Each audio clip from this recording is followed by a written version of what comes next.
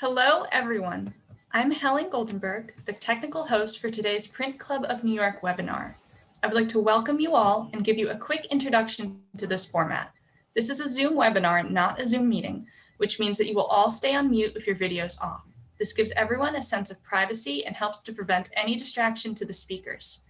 Please note that this lecture is being recorded and will be posted on the Print Club's YouTube channel. We'll be sharing an email to the entire membership when the video is posted. If you have any questions during the presentation, please write them in the Q&A box in the lower center of your screen. We encourage you to write the questions as you think of them so that the speakers can immediately begin answering your questions during the Q&A. Don't hold on to your questions, put them right down as soon as you think of them. You can submit questions anonymously or with your name attached. Please just check the Post Anonymously button if you would like to do so. Please note that there is some more information about the speakers in the chat box. Make sure to take a look during the presentation. Thank you all for attending, and now I'm handing the microphone over to Mona Rubin, board member and former president of the Print Club of New York. Welcome, everyone. It's so great to have so many of you joining us this evening. We're hoping that by May, we're able to meet in person for our artist showcase, but how great that we have this technology of Zoom that we can be together tonight. I know there are a number of people attending who are not Print Club members, so we're hoping that you'll take some time and look at our website and learn about what we do and perhaps become members over time.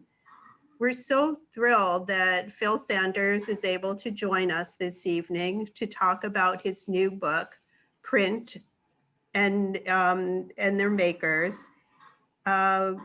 So I know we look at prints all the time, but I know understanding the technique of them remains elusive for many of us. And Phil seems to have a special gift in being able to clarify process. So in his book, he'll give you the details, but he talks about all the major forms of printmaking, places them in an historical context, and then it's supported by just fabulous reproductions, which gives everyone an opportunity to see what's happening in the print world today. Phil has been a great friend to the Print Club over time. As the director of the Robert Blackburn Printmaking Workshop, he hosted several events for our group. And he's recommended several artists for our special artist showcase series. He even helped establish the shipping system that's in place today that gets our prints to us every year safely. Perhaps one of his greatest contributions is his 2011 collaboration with Jakaya Booker, where they made the Jean Collet, which I know a lot of us enjoy in our collection. And Jakaya's work is covered well in this new book. A few years ago, Phil moved to Asheville, North Carolina, where he founded P.S. Marlowe. He works as a consultant for arts organizations and continues to publish prints as a master printer. He's always been an advocate and educator and one of the most knowledgeable people in the print world. And one wonders, with all these accomplishments, if Phil ever sleeps, because on top of all this, he's also an artist. And there is an edition of the book that has a limited edition print of Phil's in it. So if any of you are interested, he'll provide information how to get it, but it would be a nice addition to anyone's collection. He's collaborated with many important and interesting printmakers like William Kentridge, Jasper Johns, Kiki Smith. And recently he's done a collaboration with artist James Siena out of Flying Horse Editions in Orlando, Florida. And we're so pleased that James is able to join us from his studio tonight too. And they will have a dialogue to talk about the monotype process. James's work is found, he works in many different media, and his work is found in important museum collections. He For those of you not familiar with his work, the images are derived from a self-imposed visual algorithm, and he creates these labyrinth-like spaces that are filled with color. And although they're quite structured, they have an organic feel to them. So it will be very interesting to learn how the process is such a spontaneous process like the monoprint lent itself to his imagery. And Phil has taught us over the years the role of the printmaker in encouraging the artists to follow different explorations. So I'm very curious to see how they went on this journey together. At the end, as Helen mentioned, we'll have some time for questions, but now I'd like to turn it over to Phil. Thank you very much. It was a very kind introduction. And this is that point when I say I know that there are a few spots left for membership in the Print Club of New York. And if you are at all interested in prints, it's an organization you should really consider becoming a part of, as the group of people are all art lovers who understand a little bit more about prints. And some people start because they want to know a lot more, and you'll find a wide variety of perspectives and experience and collections. It's a wonderful organization to be part of. And it was something that when I lived in New York City was very happy to participate in as many of the events as possible. So I really encourage you guys to look up the Print Club in New York. I'm gonna share my screen with you guys and talk a little bit about the book. The book Prints and Their Makers, it came out last October. It was something that took about 2 years to make. That started out of a conversation that I had with Museum of Modern Art curator Star Figuera in relation to the exhibition she did a number of years back on German Expressionism. She'd approached me about doing some technical videos to explain the different print processes so that it could, as an educational component, to accompany the show. And it was those videos that actually attracted the publisher to reach out to have me think about doing a book on contemporary printmaking. And the book that resulted was one that was not a technical manual and not a pure art history book, but something that really lives between the worlds of how a print is made and where it will go and what it was for. So it's really kind of the nexus of the area between production as well as preservation. So the book's out now. I'm selling signed and limited edition copies on my website. You can also buy it on Amazon or Barnes & Noble. You can buy it in bookstores like the Museum of Modern Art's bookstore, things like that. I'm also selling special limited edition copies too. I did one that was an artist edition with a screen print by Glenn Baldridge and a lithograph by myself. So just to go a little bit over the book and what it covers is it's really to explain the 3 different roles that bring a print into the world. And that's the role of the artist, the printer, and the publisher. Now, if the artist is someone who is also the printer, then they're typically referred to as the printmaker.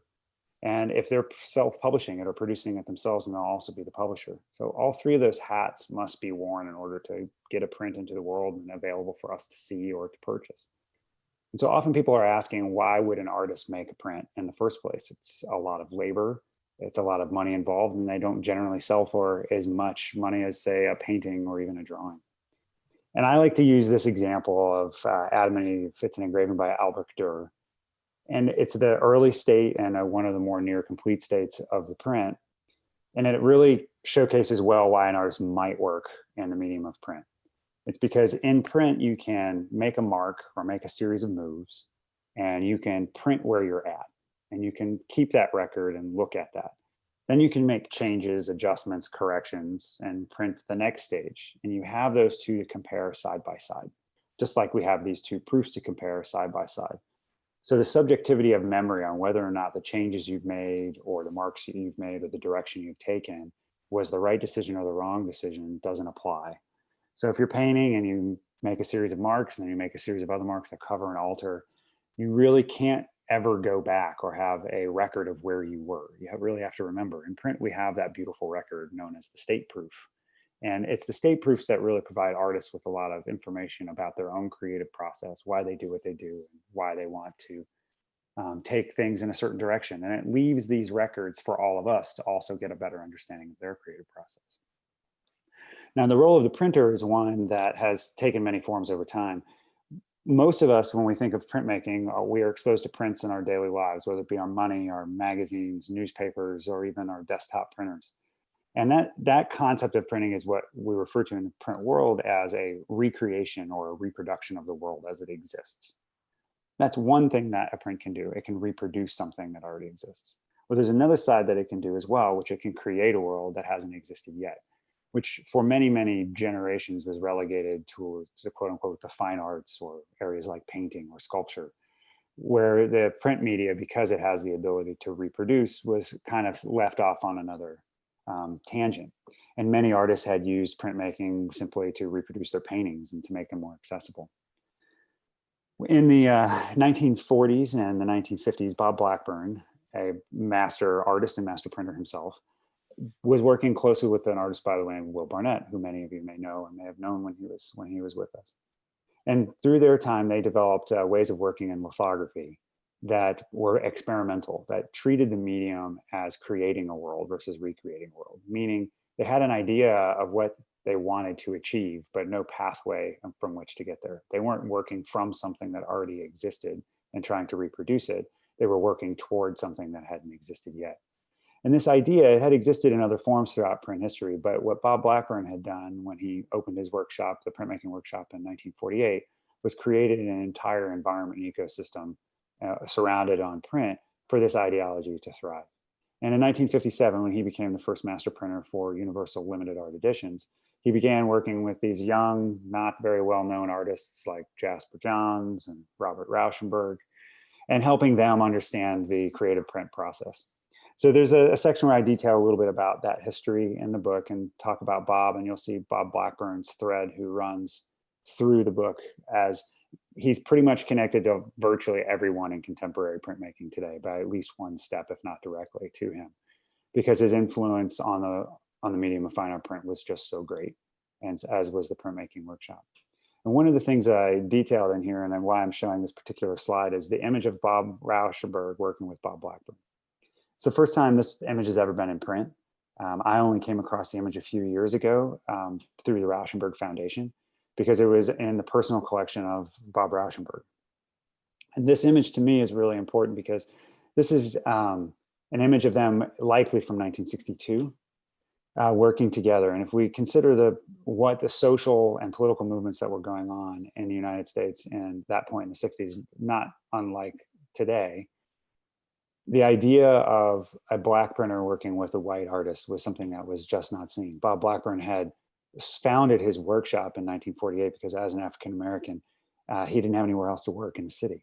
And the workshop was mostly used by expatriated Jewish artists from Europe from after the war, as well as Black artists from the South or Afro-Caribbean diaspora, because that was the only place they could work. And so the idea that Bob was there working with these artists at this time was in and of itself something that was out of character for the times, but not out of character for Bob Blackburn, who really saw that art was a grand leveler and equalizer within society. It was something that could completely bring everyone together. And one of the most famous things that came out of the collaboration between Bob Rauschenberg and Bob Blackburn was Accident, which is the print featured above. It's often referred to as the print heard round the world. It's the print that the stone broke during proofing. And for Bob Blackburn, it was a devastating experience because as a collaborating printer myself, the last thing you want to do is destroy your artist's matrix. Something that they've put a great effort into and have spent a great deal of time on. And you're to honor and respect that and get the ink from the stone to the paper is your job. And in this case, Blackburn was pretty devastated by it. And when he called Rauschenberg said, well, I'll be out in the morning, out to Long Island to go look at it. And he looked at it, and the first thing he asked him was, well, can we still print it? And this is the difference between what we would say just a straight printer and a collaborating printer. The collaborator in Bob Blackburn, his response was to say yes, and then figure it out. And much to like every printer I know who talks about this, it's not like he got one image off of this broken stone. He got an addition of 29, which in and of itself is a technical feat to keep that thing from disintegrating further. And it became this print for Bob Rauschenberg where chance was allowed to play into it. And so for him, it really cemented the idea that you can create a world versus recreate a world with print. And this print really, it traveled the world. It won prizes in many different countries. And it really did help set printmaking apart from its reproductive roots and capabilities and place it squarely into the world of fine art. And it was off and running from there. And the famous story is when Tanya Grossman asked Bob Rauschenberg if he wanted to come out and make prints. He said the 20th century is no time to start drawing on rocks. And it was the rock that broke that really changed his trajectory as a printmaker and of course printmaking forever. And this was done because of collaborations, and Bob Blackburn's model of how a printer collaborates with an artist is one that greatly influenced me as a collaborating printer and many other printers. And so I go over some of this throughout the book. And the book is based on a pacing of introducing a process, say like relief, and taking it through its history and thinking about how an artist may have to look at it to draw for it, so we get an understanding of how they have to think in order to work in the process. And then it follows a project start to finish. And in the case of relief printing, it followed the project that was published by the David Crute Workshop in Johannesburg in collaboration with master printer Jillian Ross. It was the Triumphs and Laments woodcut series. So in the book, it details the project in whole, and it compares this particular project and work to Durer's Triumphal Arch, because they really do bookend one another. And there's this amazing thing that can happen with print because they exist in multiple, that the likelihood of print surviving the test of time is high. And as a result, we have them to compare side by side with the work that we're doing today. And so the Triumphs and Laments project is really about telling the story, or at least giving voice to those that are on the side of the losers in history, the vanquished. And so, it was based off of Mantegna's Triumphs of Caesar, the paintings of Mantegna's Triumphs of Caesar, which were, the processions from Caesar's victories in the Gallic Wars. And, jumping forward to Dürer, what Emperor Maximilian was doing when he commissioned the Triumphal Arch, which is considered the largest print made at about 11 feet tall. It was in a similar fashion to glorify his own reign. And so, but William, on the other hand, took the exact opposite tact. And he was saying, well, what about the people who lost? What about the burden and the baggage that they carry from that generationally? And how does that affect people over time? And so his works really carried that ideology through. And so not only do we talk about it as a conceptual work and the process of making it, but we also show visually some images of how it's being made with the printers there in Johannesburg, to produce these works. And so what ultimately arrived out of it were a suite of 6 images, all large format, anywhere from 5 to 6.5 feet tall, sometimes about 6 feet wide, multiple sheets of paper assembled together. This particular one here, the refugees, which is the diptych here, was actually, for those of you, if you want to follow along, will be able to be seen. Master printer Jillian Ross will be in resident at the Griffin Arts residency in Vancouver for the month of February. And she's going to show how this gets actually assembled. And there'll be a lot of Q&As with her. So I encourage you to seek that out and spend a little bit of time with her if you'd like to know more about this particular project. And just to give you guys, since this is the print club, and I guess everybody's wanting to know what's going on, and talking with Jill recently and doing some work with David Crute Workshop, as I have done over about the past decade, they have a new suite of photogravures based out of a series of 12 films that William Kentridge is working on. And Kentridge is an artist who always works on things in parallel. He's a lot like Jasper Johns in that regard. Will have a single idea that he wants to attack or approach from multiple perspectives. And in this case, these 12 films, they arose out of being in quarantine and him not having his crazy busy touring schedule and speaking schedule and exhibition schedule and everything shutting down and being essentially by himself in his studio, which is the first time it's been that way for quite some time. And so he decided to go back to the thing that's kind of near and dear to him, which is drawing in combination with film. And he starts working on a series of 12 films. And at the same time, there was this idea of the studio in and of itself acting as a stage, and the different characters of, say, the props, him himself, the camera, the artworks, and all these things that come and go. And it was a way of using photogravure as a process to enter into the process or document in some way of him making these films. So I highly encourage you to investigate that, spend a little bit of time. You can contact Lauren at David Crute Projects, and you'll be able to see this is the latest work that master printer Jillian Ross is working on. It's a 4-plate direct gravure and photogravure that William and David there are looking at the proofs that she had just sent him. So this is the first time anybody's really getting access to see this stuff, I thought it might be fun for you guys as print enthusiasts and lovers to get a little bit of a wink of it. To kind of go back to the book again a little bit, one of the things that was really important to me was that people have a better understanding of how prints are made, how an artist actually has to think in order to draw for it. So this is an image by Sarah Sanders, which is, the collection of the museum, Metropolitan Museum of Art, the RISD Museum of Art. Actually, the RISD Museum actually has this, which is all of the Mylar drawings and the progressive. So throughout the book, there'll be points that really show how a work actually comes together. And so this here, you get to see all the drawings that she had to do and the progression of each layer of ink being added. And the thing to note about this particular project is that all she started off with was a very simple line sketch. And she did what's referred to as print as you go. So draws a layer, prints the ink, responds, prints the ink, responds. So she's having to draw in black, but we're printing it in yellow. And so it's a difficult thing. It requires a great deal of faith on behalf of the artist that their printer can get there and help guide them to that finished work.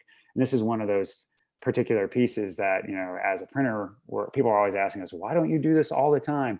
Because it takes a ton of work. I did this because it was the fourth in a series of prints that we've done 5 to date, because people kept asking for it. But it's a great deal of work to produce this. So whenever an artist has the opportunity to do it, I try to show it as much as I can for all of you to get a better idea of what she's doing.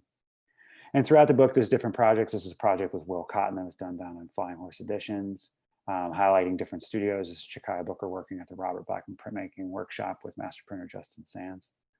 And it has a historical bent. And so one of the things for me I was trying to do is include a more complete history of printmaking. It's obviously not everything, but to tell some of the stories that were often told separately.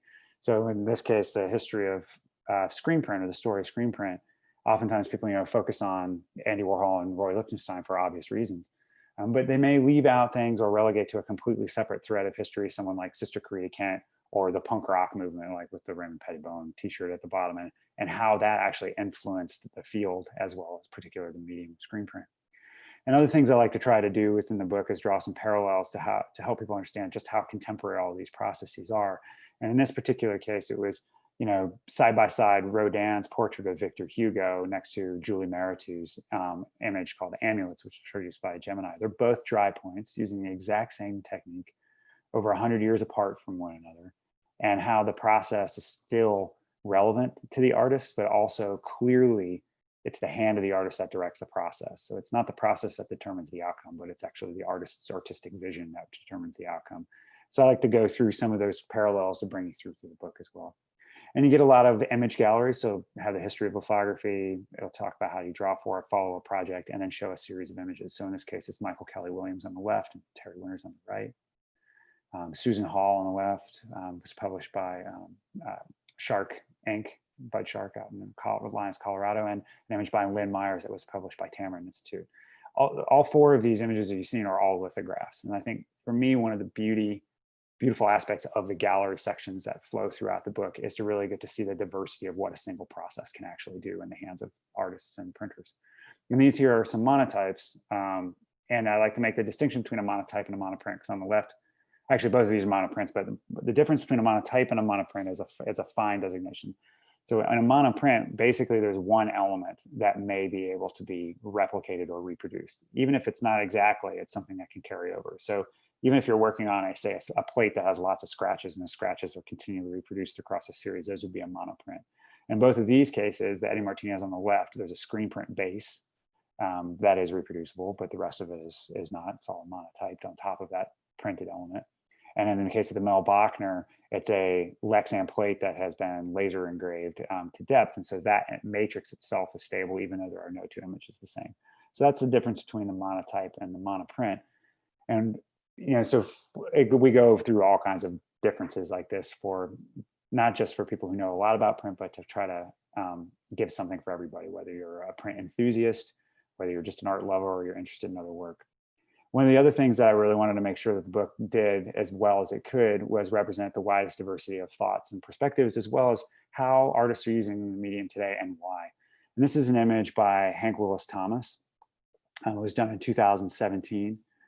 It was, excuse me, done with reflectographic screen printed vinyl, which basically means you cannot see the image very well. It's very obscured. until you hold up your cell phone.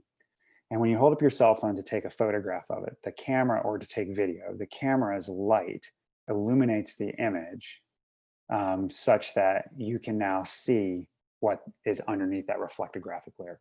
And so for this particular print out of this series of reflected graphic works, it was the image of Charles Chambry, being attacked by a police dog in 1963. And what he's really asking people to do here is to decide what they're going to do. Am I going to take the photograph of the scene that I see? Am I going to record that video? And if I do, what am I going to do with it? So it's really not just enough to bear witness to injustices, but it's to force you to decide where you stand and what you're going to do with where you stand. And so it to me was one of the more powerful images. I saw this shortly after it came out, and it was an image and a process and a concept for a series of work that never left me, and I found it to be extraordinarily significant, especially since prints have served this role throughout the history of printmaking, of really informing a public and also asking a public to do something, to act in some way. So the book also goes over projects like this and projects throughout history. It incorporates artists who are working with multiple media, like the Sanford Biggers print that was done at the Leroy Neiman Center, and this Chitra Ganesh work that was done at Durham Press. So one of the other things that I've really tried to highlight was just how important printmaking is across the world to many artists. So there's printmaking studios from across the globe, artists working from many different countries throughout the world, to really help people get a better understanding of just what's going on in different places and how these processes are translated by different artists in different countries in different ways. And getting towards the section where we're going to talk, with James here, we're going to bring him in just a second. One of the things I wanted to talk a little bit about first was this tradition of the theme and variation when it comes to monotype. So some of you may be familiar with the Jasper Johns series that was published by UOAE in the 80s of the Savarin cans. And these particular monotypes were done as a series, using a lithograph as a base for that work. And so it was this theme and variations that went through. So there was a consistent motif that was continually varied on. It's something very common in classical music. And Polly Applebaum has been doing a suite of prints at a varying series of prints with Durham Press, utilizing that same technique for the monoprint. So same matrices, maybe combined in different ways, utilizing different colors, but that sort of theme and variations that carries through. And so when it came to doing a project with James, and we should have James come in here at this point, James and I had, I think, our first print, which is actually on my wall right there, that we did together. It's back maybe 2004, somewhere in there. We did that at UOAE together. That's about right.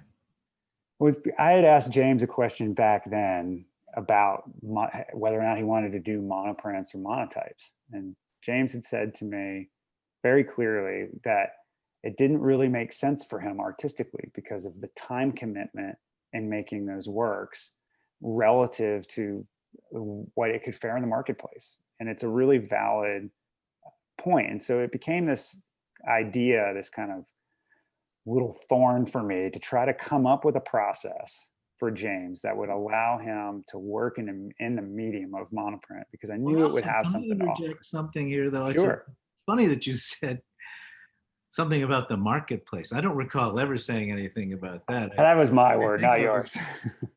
I like editions. I like the fact that multiples exist so works can be disseminated more,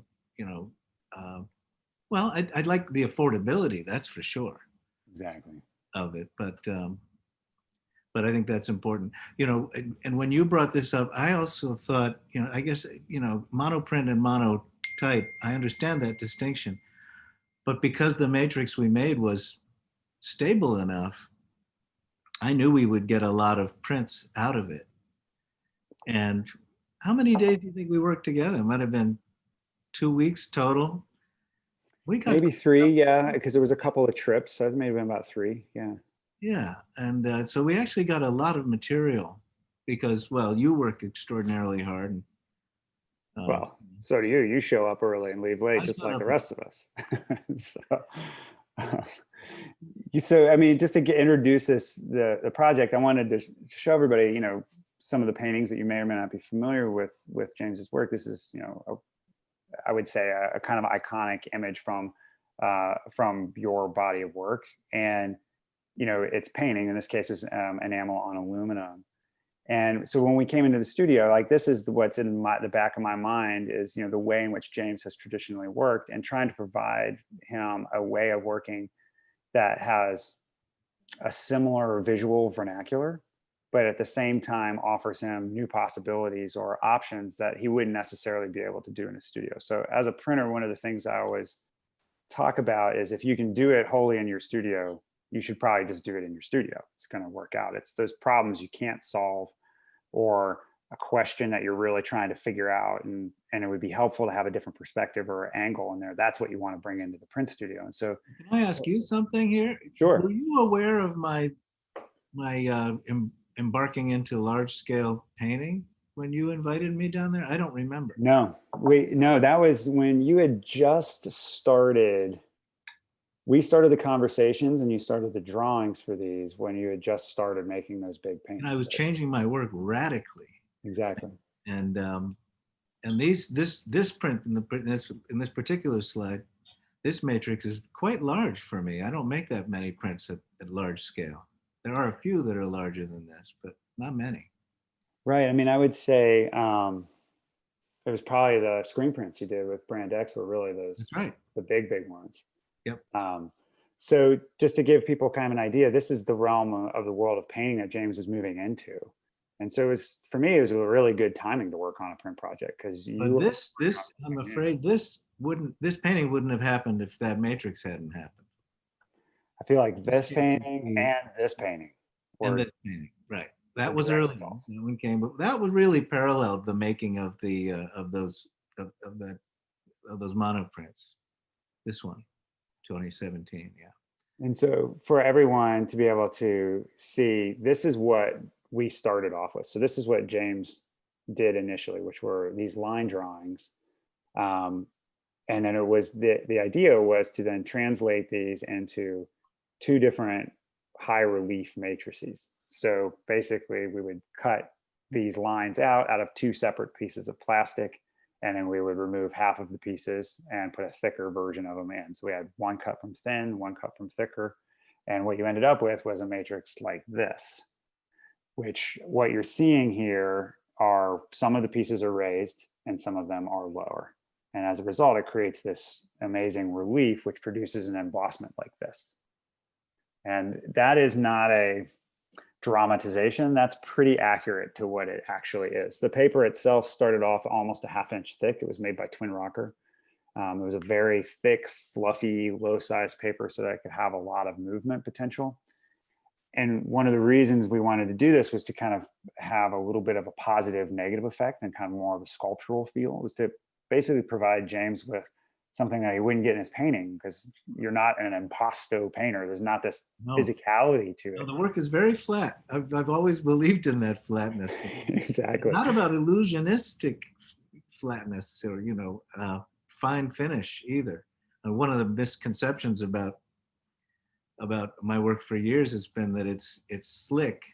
In fact, that painting that you showed first, the dented lobes, recursive dented lobes, that painting has an 8-year dating on it because it was repainted entirely. So there's a heck of a lot of paint on there, although it doesn't come across that way. But the other thing I like about printmaking in general is that it's totally unlike painting. Exactly. And it really informs the work that I do in painting. I don't work in, make a painting and then want to make a print about the painting.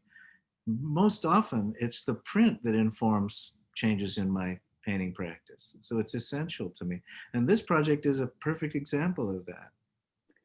For me, what was really nice is that you were at a place where you were wanting to make some changes or wanting to experiment in your painting. So it meant that the doorway that we were opening with print could have a greater effect, or would allow you to experiment. Parallel this time. It wasn't like I made a project and then went, oh, I have to embark on a group of things. It was really kind of back and forth, because I think we did the two different groups of monoprints about a year apart, didn't we? They were, or 9 months. They were pretty significant period apart. The image you guys see right now is a close-up of one of the matrices being prepared. We do this process of buffing it lightly with gum arabic so that the watercolor we use can be released easier. But it gives you a sense of the physicality of the matrix itself. And so basically then it's about deciding colors. And so it's about James was mixing colors and we were mixing colors with him, trying to find which balance of colors would work together. And being that they were mono prints, we could change the color set for every single image each time. So we weren't necessarily married to one pathway forward with color. Right, but watercolor was a decision we arrived at on the fly. I mean, I think maybe you had it in the back of your mind. I thought we might be inking these pieces with rollers and putting them into the matrix with tweezers, and you'd have flat next to each other. It might be oil-based, water-based. We hadn't really decided. And then the idea of a very rigid structure and a more random distribution of color, and I guess you'll have a slide of the dropper technique. Yeah. That led to some watercolors that I made this year, or like last year, after we came up here and isolated ourselves because of the pandemic. So now I'm making these watercolors that are just as watery as these monoprints. Because what we were trying to figure out was really, did you want to have really flat ink films? Did you want something with texture? Because the paper had such texture and we had such physicality with that embossment. And going with the watercolor, it allowed you to introduce a kind of a chaotic randomness within a really tight, rigid area. And so what you guys are seeing here are color swatches and the systems that we were using for figuring out how to ink. And how we were doing it. So is with basically you go with an eyedropper first with some soapy water, and that helps cut the surface tension so it flows across each of the individual little pieces. And then you come back with the color and you let everything dry. So here's water being applied to a matrix and color being dropped back into that. And you can see exactly how I did the watercolors when I came up here in March. I was actually making a drawing, which was my matrix. And then inside each of those cells in my matrix drawing, I actually painted with water. So I had to have an angled light so I could see the water. And then I was dropping the color into the water. So I wasn't painting with watercolor. Right, and it was doing that. Yeah, because it's that thing that watercolor does when it's in a lot of water, how it disperses pigment, and then how the drying action redeposits that pigment to then be printed. It's the closest thing is a touche wash in lithography, really, as far as I love that too. Yeah. And so each piece had to be done in this way. And so this is Adrian Gonzalez. He was the master printer at Flying Horse Editions at the time when we were there, and he's just finishing up grad school at Washington University right now. And it took a small village, and you'll see Evan Rosado a little bit later. It was multiple hands at any given point in order to get all of the material applied, to get everything dry, to get the matrices clean, to double check you didn't miss one. Because what we were working on is a matrix that had about 1,200 small pieces that were all dropped into place. And so here's cleaning it to make sure that the impressions. And so this is a fully inked up matrix, to give you guys a sense. And this is, I think they're 32 by 52 inch sheets of paper that we're printing on. So this is quite large. So this is where we start right before printing. And then we have to dampen the sheets. And then there's a process of slow hydrating. The paper is so low, has so little sizing in it, so that it has the maximum amount of movement that you don't really soak these sheets. You really need to spray them to hydrate them. So we do this process of spraying them and flipping them and spraying them and flipping them to get enough water in. Because we print the blocks with the ink, the watercolor dry. And we use the water and the paper and the pressure of the press to reconstitute it and suck it up into the paper. Is how we do it. And if the paper had been too wet, we would have gotten a kind of sponge, and we've got an enormous amount of squish, and they wouldn't have gotten a crisp printing.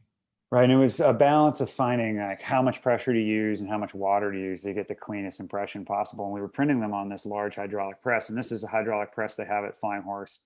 That was originally used to stamp out car bumpers, positive, negative dye, throw in a piece of steel and stamp them out. But in this case, we were using them to print a James Siena. So you get an idea of scale at this point. There's Adrian and I lifting the sheet and our system for registering those sheets. felts and a rubber blanket to get maximum movement of the paper down in and compression. Another cover on the top, it goes in the press. The small matrices we actually printed at 75 tons per square inch. And the larger ones we used at about 175 tons of pressure per square inch, to give you guys an idea of the amount of force being applied to these in this hydraulic press. And once we, pull all of these things out, and you have to be very delicate in this process, then it came the time to lift the sheets. And so you can see Evan down there at the bottom and James, and this was kind of a team affair to gently lift these sheets, because some of the little pieces were so tiny that they would want to stay stuck. And it wasn't that was a problem. It was really a problem was like figuring out where it went back in the matrix, because there's so many tiny little pieces. We would lose one on the floor every once in a while. So you try to keep them on the matrix as the paper gets pulled up. So it was a delicate process. So you can see James and Evan locating pieces that have stuck to the paper, because the paper really just kind of wrapped around it because of that deep embossment. It was trying to pop them out with some tweezers and get them back in. So yeah, each print we did this for this process. So every time we would ink this matrix, then it would be cleaned after printing and all reapplied. And if we were working in kind of our best unison, we could print one in the morning and use that same matrix again, get it inked up so that it was ready to print the next morning or sometimes that night. So we tried to balance out the drying times and the application times to be as efficient as we could in the process. And this is the print that we just printed in that progression. And, this is kind of where the matrix ended up. This was how the drawing itself evolved from the beginning. So this is the 5th version as it states. And this gives you kind of an example. These were prints of the same size that were done in variation with one another. When James was saying that we did 2 rounds of working on these monotypes, the first one was kind of a more simplified version of the matrix. And it was in making these ones like this one on the left that really led to you, James, going back to your studio and thinking about that second reverberation of the pattern coming through. So it's a pattern coming one way and a pattern coming across it. A crossing pattern, which has been done in a lot of the more recent paintings. What's important to note is that the white lines you see are actually where my drawn lines oftentimes were. So we're seeing the negative spaces, and that can carry it over into the painting as well. I've been working in both modes, I mean, both left and right in the painting, but sometimes I break up these, what we titled the feedback loops. There's a lot of looping strategies in the creation of these things, which does carry over into the painting. But you made an interesting point in the section of the book about these that then spoke generally about how my work has changed in parallel with this project and the painting project. Whereas earlier on, my procedures, what some people call algorithms, although these days with Facebook, I don't like the word algorithm anymore. But with the procedures invoked, it was easier to unpack how the things were created. It was more self-evident. And the title's related to that too, more often.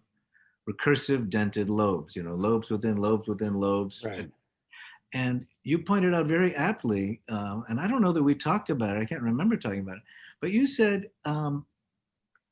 what I've been doing more recently is setting a procedure in motion that creates emergent results that even I can't predict. Right. And I think that's really true. And coupled with the random quality of watercolor, I think it doubles that effect. Right. It was one of the things I remember a conversation we had when we were first working on this particular project about your painting practice and that seeing a process through to its end, or making a set of decisions and following it all through to its end, and that there, in some of the ways you had been working, you were setting up to where you knew what the conclusion was. You may not have known exactly what it was going to look like visually, but you knew what the conclusion, so that you could follow it through the work. But then when we started working in this vein, you knew the steps, but there was more discovery in the process for you, and you found that as something that was unexpected and really rewarding in a different way. It was, and I kind of took it as, like using the scientific method. It's like you have theories and you test them, and that sometimes produces new theories because of the things you observe. And so for me, I've always looked at your work as this evolution and progression of the testing of theory, of a way of working, a way of seeing the world and presenting it back. And then at times there are larger shifts in the way in which you see things. And that, to me, this project really fit into that as being a shifting point for you with your work. Yeah, it has. And I've made my first lithograph using tush with a similar resonant cascade strategy. It's a tiny little print that I made for a gallery in Paris. It sends out New Year's cards, but they got a little carried away, and Michael Woolworth gave them a good price. So, we made 200 little lithographs. But the reticulation really carried over, and I don't think that would have happened if we hadn't made these things. One of the things that I really loved about this was that this project maintains that precision that you are definitely known for, that way of working, that carrying through of the method. It's that quality of the way that you draw and the way you use a brush, but it allowed for all this spontaneity to occur within that precision. And I think that was what was really nice. Materiality is more important to me now than it was when I was making these aluminum paintings for so many years. It's nice to be smaller than your work for a change. I haven't heard it put that way in a while, but I like that. No, I love I have to stand on things or go up ladders to work on these things. And I'm looking forward to making it one day. We've been talking about making even larger monoprints. Exactly. They would be longer than they are wide. They wouldn't have the same format, but you could feed them into the hydraulic press little by little. Yeah, keep going. And I mean, I really like the idea of scale with these, because it's watercolor is so often associated with tiny things or studies or this way of watercolor. I know it's reeks of Sunday painter and things. Exactly. And I'm a big fan. I love I love me a good watercolor landscape. But I also, the way we made these watercolors, I remember we spent hours emptying out tubes of watercolor and mixing these mass quantities of material. It wasn't a little Winsor Newton set. Exactly. Yeah, I mean, that's why we were making tubs, because we had to use the droppers. And what I love, like on this particular one here, this red one, is you can really see that swirling reticulation on this particular one with this pigment range and how it dried. So we did our best to keep everything as flat as possible, but it's just the way things wanted to pool, whether it be the air moving in the studio or how it was applied at that particular time.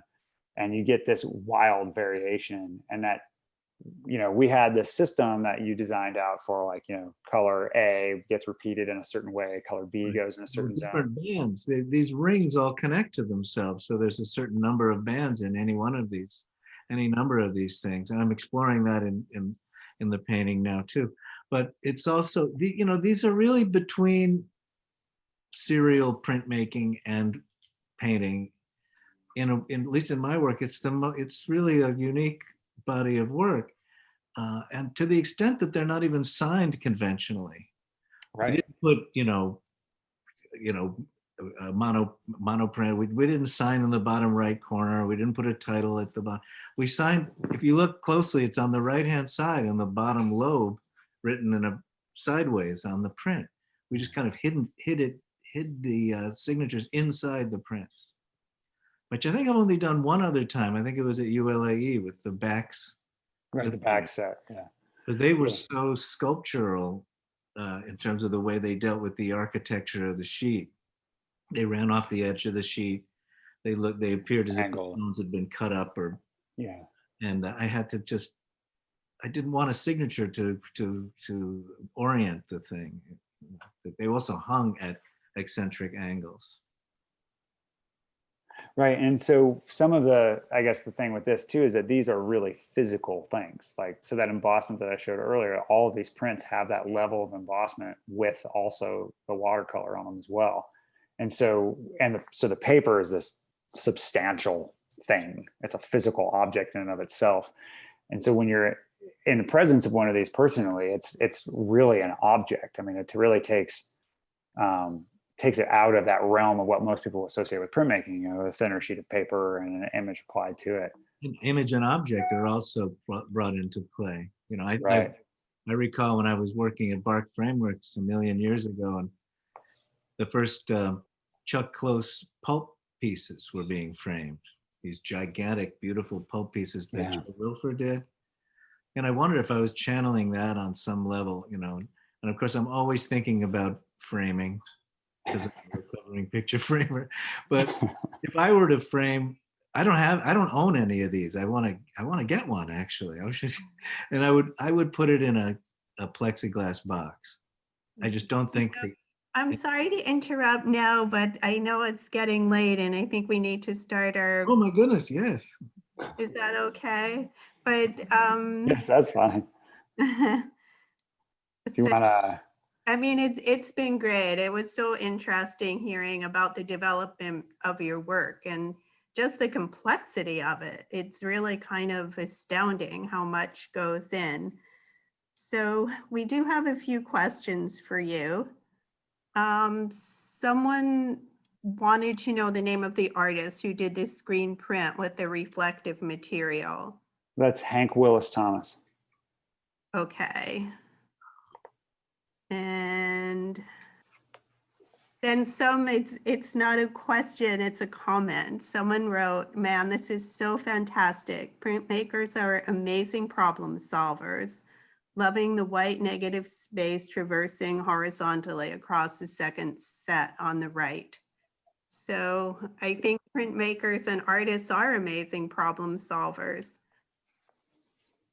So thank you for that.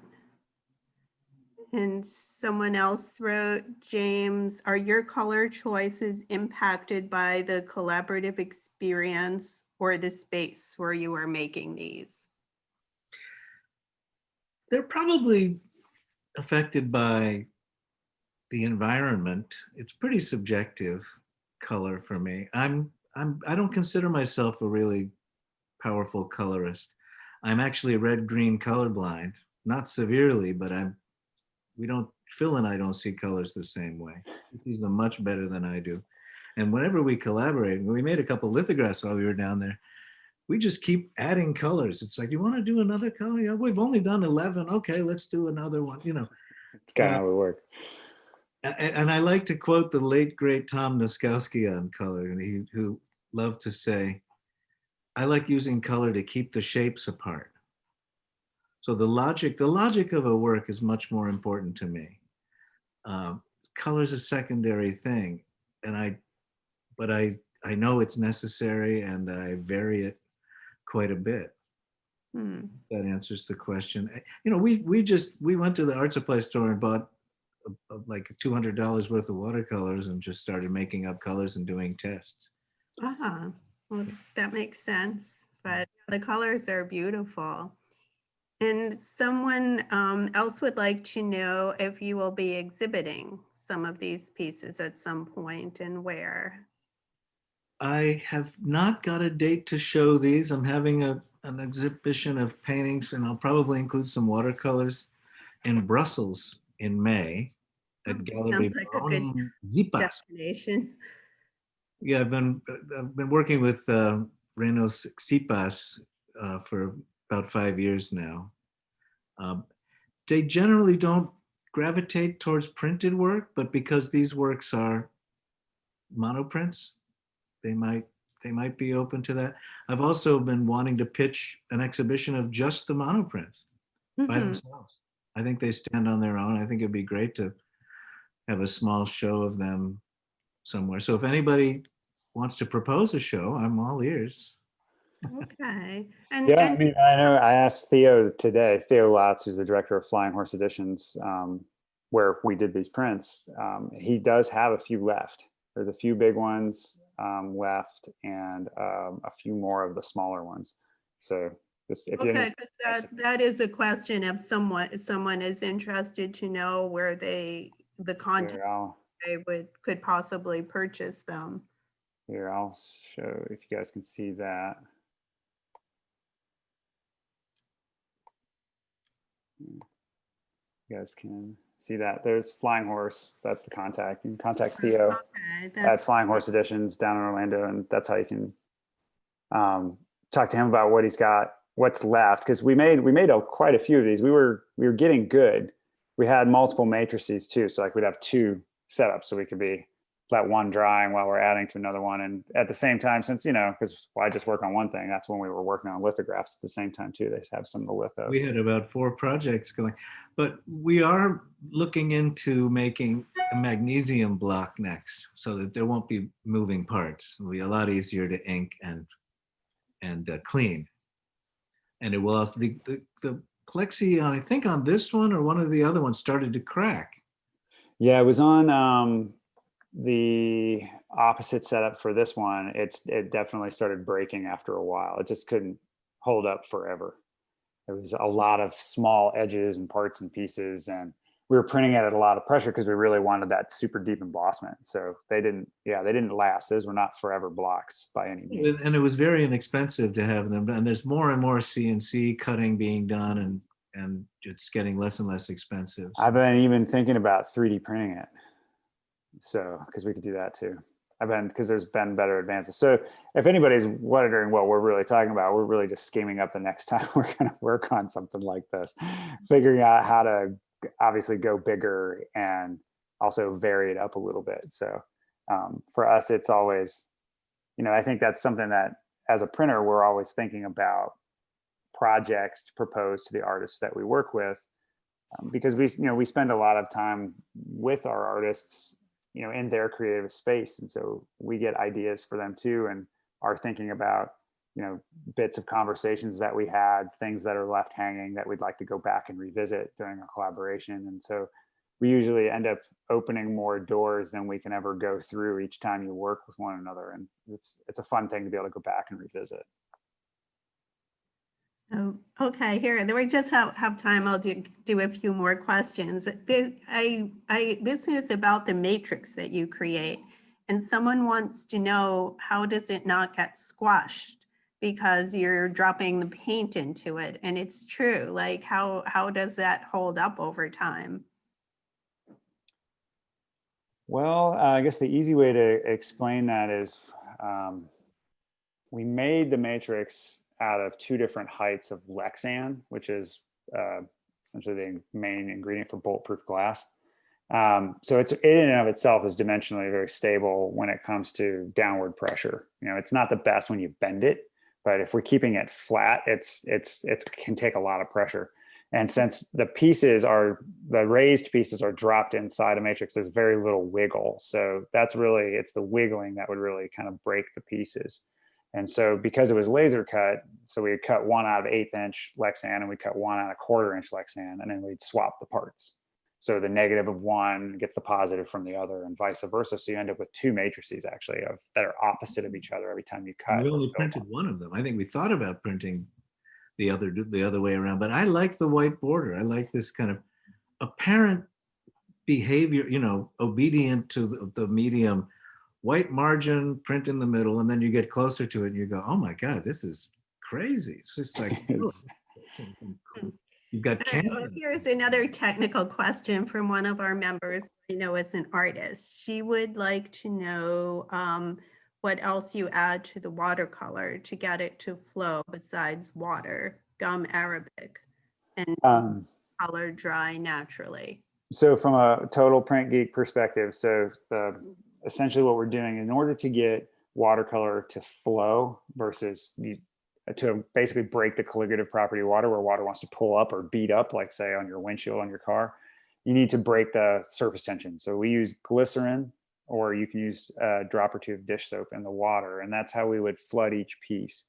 So if you gently, with the eyedropper that has a little bit of soap in the water, which that glycerin causes that surface tension, it'll flood. Well, that's what you basically want to make water wetter. Yeah, exactly. I learned that from a silkscreen collaborator years and years ago. Yep.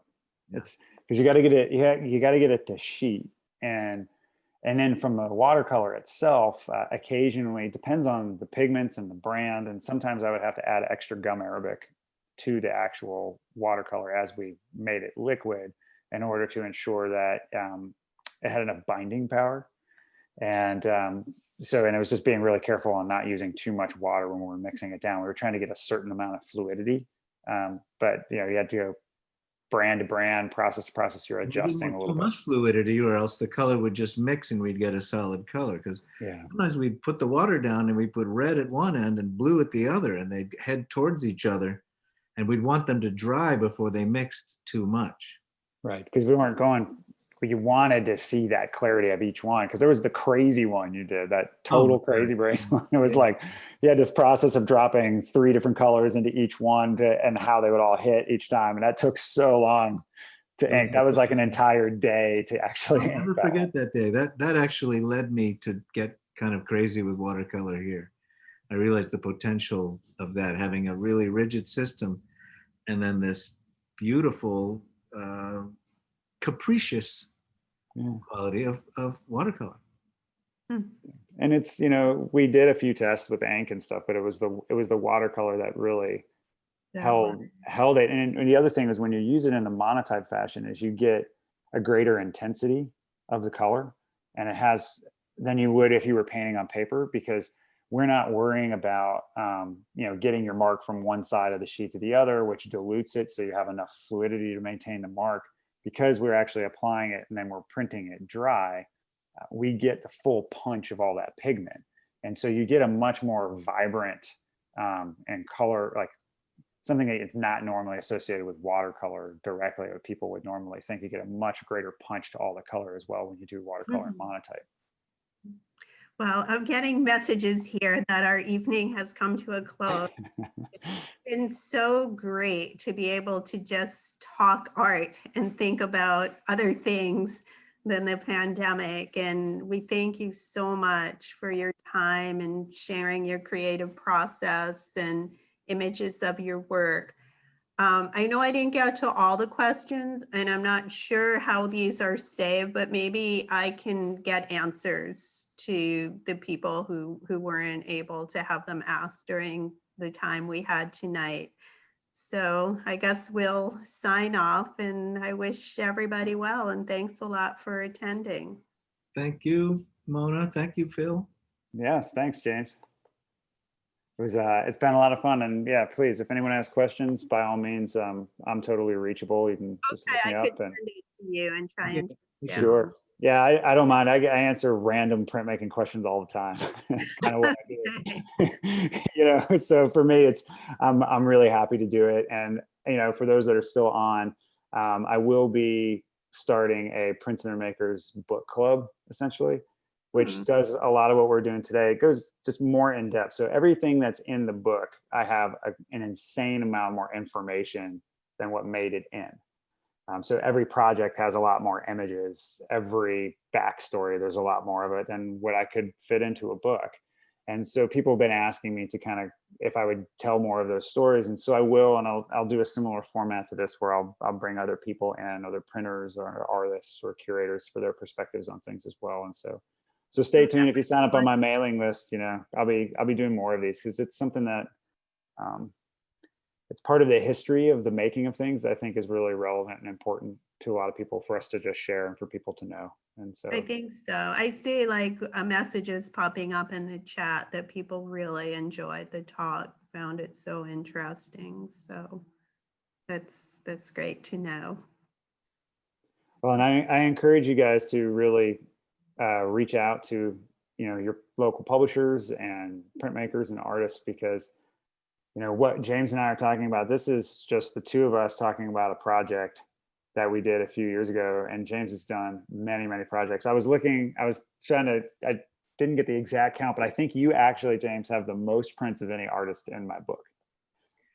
Over 150 editions in the last 20 years. So I figured it was good I could show a few. So it was nice of you to include us, and to include actually the only collaborative prints I've made. ever with my beloved wife, which there's a great section on that. So if you do the book club, invite Katya and I to talk about the project. I completely will. And And we're starting another one. We're actually on our way printing the next collaboration. So that's right. You're doing those with May Shore, and those, people ask me all the time, are there, as a printer, are you jaded, or are there prints that you actually want, because we see so much and make so much. That suite of prints that you and Katya did was one of the set of prints that I've come across in a long time that I was like, I really want these personally. It was such an amazing collaboration, and everything behind it was really great, but visually those two works really turned out quite well. I think, it really showcases you each as individual artists, and it works amazingly well. Normally that kind of collision of artists working on the same work does not end up very graceful, and it's more about the story of it versus the works standing so well on their own. And then in that particular case, those works are absolutely beautiful. Well, and it was May. I think May was like the officiating priest. All right, so you'll share that one with us maybe in your next. I'd be happy to. Yeah. She's So, great. Yep. So Okay. thanks again, and hope to be in touch with everybody soon. Thanks So- again. Wonderful. Thanks, James. Nice to see you Good again. night. Thank you, everyone.